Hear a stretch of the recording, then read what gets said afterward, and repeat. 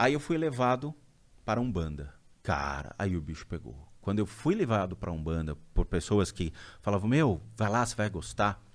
Eu lembro que para tentar me convencer a entrar no lugar, levaram uns 40 minutos. O que tava te impedindo? Medo. Eu tinha medo, escutava os atabaques, você via os Exus, você falava, meu, não vai rolar, eu não vou entrar nesse lugar. Nunca. Você sai da ideia mais de um espiritismo mais bonitinho para um negócio um pouco mais violento, uma coisa mais ativa. Entrei, e quando eu vi a energia em volta dos médiuns, eu falei, pô, peraí, tem alguma coisa diferente.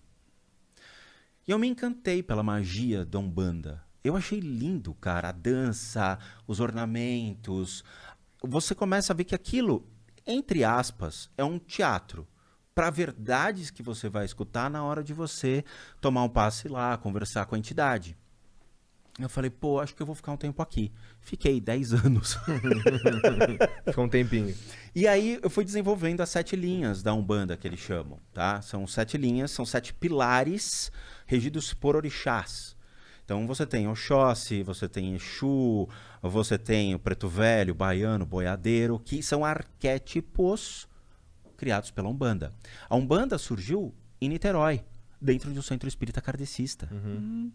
Por quê? Porque um cara tava lá e viu um caboclo. Ele falou, pô, o que é isso? É um demônio. Não.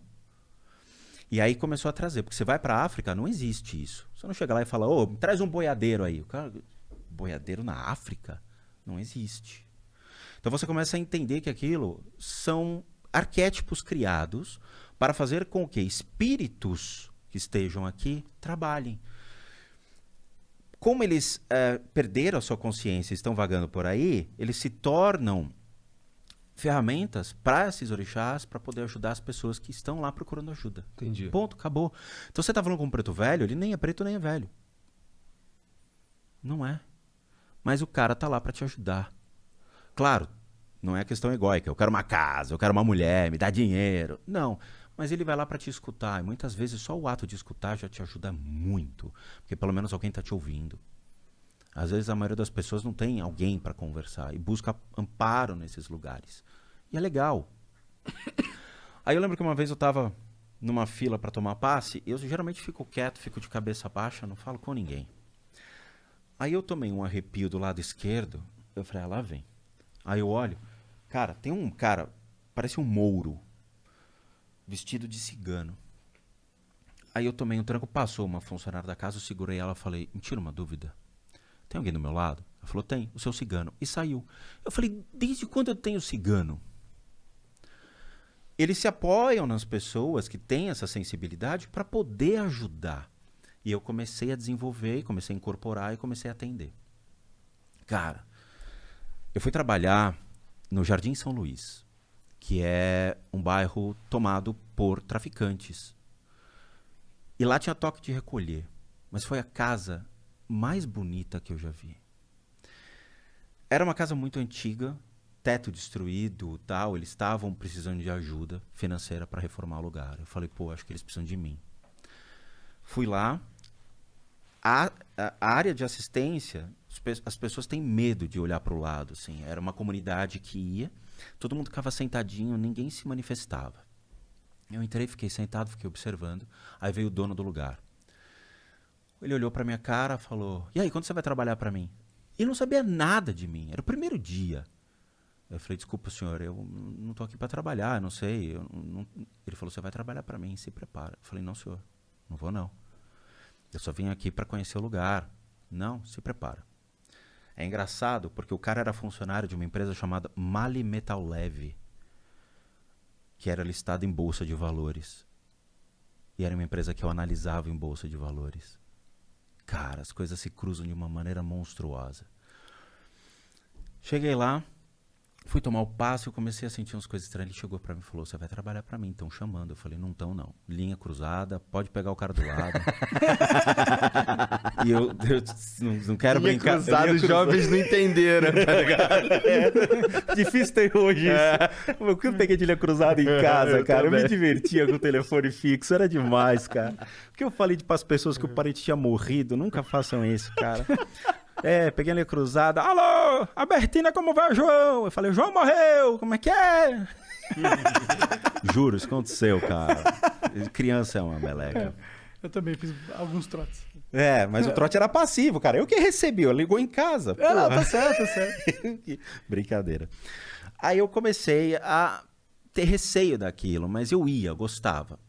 Aí eu falei, quanto o senhor quer pra fazer toda a reforma do teto? Ele falou, preciso de tanto. Eu falei, eu vou te trazer o dinheiro. Aí eu ia lá e dava o dinheiro pro cara. Eu me senti honrado em ajudar o lugar. Aí um dia que me convenceu a trabalhar lá foi o seguinte. As mulheres usavam roupas, cara, lindas, aquelas roupas de baiana, e giravam, e giravam. Lindo ver, é lindo ver. E estavam tocando o ponto do, acho que era de baiano mesmo, tal, e ele se assustou, ele falou, não, pode parar. Ele estava vendo crianças descendo e se manifestando. Ele falou, não, isso aqui é herê. E parou. Aí teve uma moça que ele pegou, tirou um lenço e vendou a mulher. E girou ela. E ela girava no meio, ela parou e ela ia na direção de cada um, sem errar. Lembra do carrinho de bate e volta que a gente tinha? Que batia na parede e voltava? Eu imaginei, ela vai ser bate e volta, tá ligado? Ela vai ficar na parede assim. Ela sabia exatamente onde estava cada um. Ela não errou um cara para cumprimentar. Aí eu chamei o dono do lugar. Eu falei, explica, por que você vendeu ela? Ele falou, porque o herê dela é cego. Ele não tem que ver. Falei, nossa, é aqui que eu vou ficar. Aí comecei a atender lá. Aí tu começou a trabalhar pro cara. Comecei. Cara, era uma lição de vida pra mim. Eu aprendi muita coisa. Você vê o sofrimento das pessoas realmente, cara. Você vê, assim, a necessidade, tipo... Eu lembro que eu tava com um preto velho, eu tava trabalhando com um preto velho, e aí veio uma criança, e ele falou, vô, você pode fazer um favor pra mim? Eu falei, posso. Meu pai tá preso. Você pode me ajudar a tirar ele de lá? Puta, cara. Era uma lição, cara. Você escutava essas coisas, você falava, isso é o mundo real. Isso é a realidade. E era assim, ele falava, vai lá em casa, eu tenho medo. Fica comigo. Eu falava, pô, vai. Eu colocava todos os orixás, ele falava, vão pra casa de todo mundo, cara. Vai ajudar.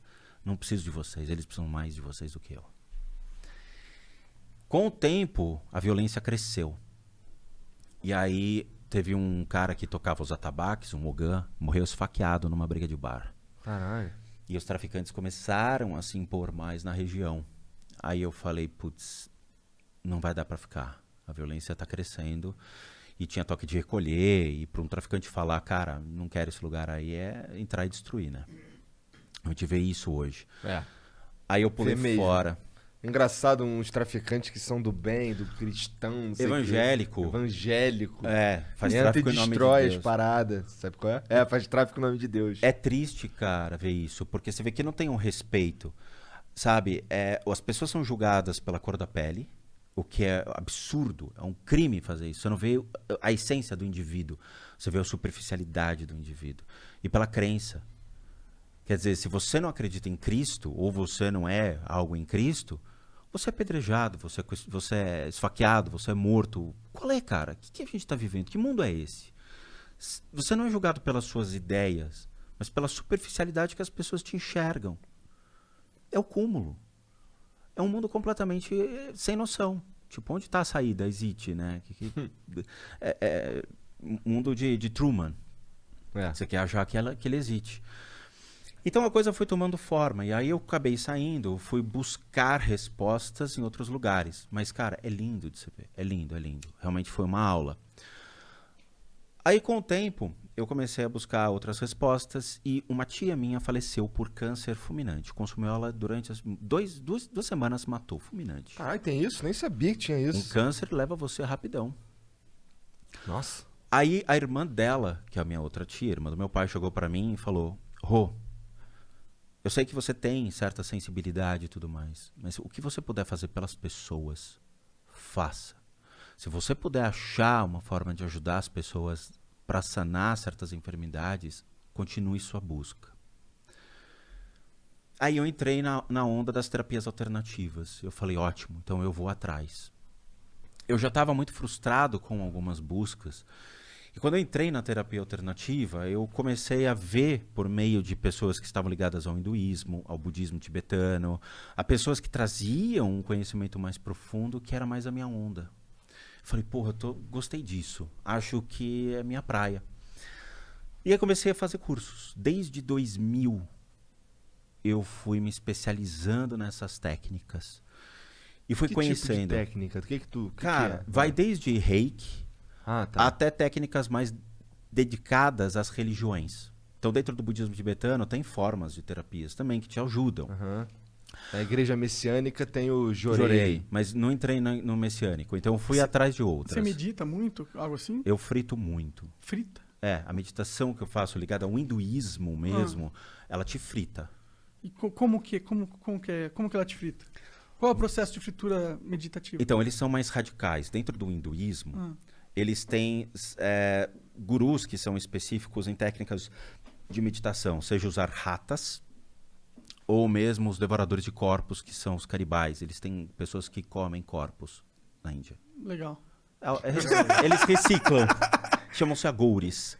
Eles reciclam, né? Não, é uma técnica de meditação séria que eu brinco com eles. Se tiver um agouri na minha frente, eu levanto e vou embora, cara. Eu também, porque vai que eu morro ali, ele come eles no corpo, pegam deixa pra minha família cinzas ver. humanas, passam no corpo, pessoas cremadas, então eles todos cheios de cinza, usam sangue.